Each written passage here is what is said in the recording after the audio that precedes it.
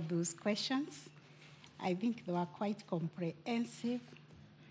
The team led by Professor Geth Muigai, you can see what we want to understand is this disconnect arising from IBC.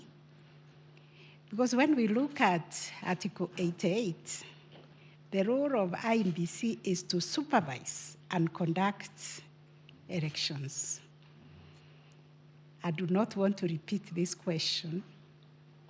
Why the chairman deemed it fit to allocate commissioners, I think what has been described as domestic chores, leaving the core business of IBC to the CEO to supervise. We've been told that they did a good job in the polling stations. Polling went on well, counting, tallying, and transmission until the National Tallying Center, where they are all there, but they are not doing the core business of, according to the Constitution, they have been given other duties. This is bringing a lot of questions in our minds. Then when we look at Article 138, 3C, we see they have a law, at least to look at the tallying results and ask questions whether the president-elect met the constitutional threshold.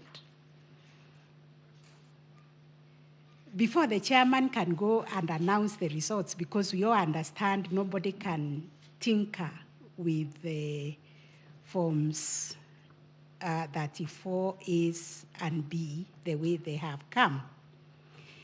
And you have heard IBC being likened to the Supreme Court, much to the chagrin of the judges here, because the question which was being asked, I think, by Mr. Otieno is that if 7 people are sitting on a judgment or a decision and there is a dissenting voice, why didn't the chairman tell Kenyans exactly what happened? That we conducted this election, we came to the National Tallying Center, we have these results, but some of the colleagues have a dissenting voice. They will tell Kenyans why they are dissenting. Another thing that worries us, and I think your team should answer, is why the live streaming of the results stopped.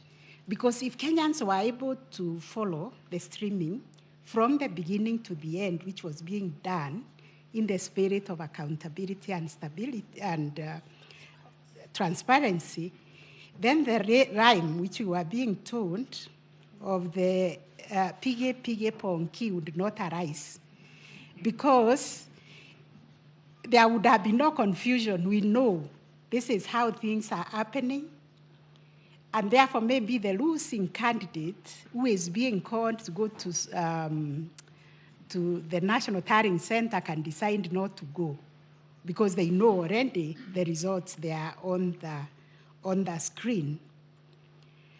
So I would also like a clarification. The question has been asked, and it was demonstrated very ably by Mr. Mahat. I would really like to follow his presentation because he did it with passion. Mr. Kirago Kemani also did it, but I think I want you, Mr. Mahat, to, just demonstrate how the forms 34A that were attached to the affidavits of the respondents were photoshopped. I think I liked your language of photoshopping, and I could follow it, but I want to understand exactly how they were photoshopped. I think that is what I would like to ask. Thank you. Oh, one more? Thank you, CJ. Sorry, I don't know whether it has been up, but time without number, the issue of the 27 constituencies whose results, it is said, had not been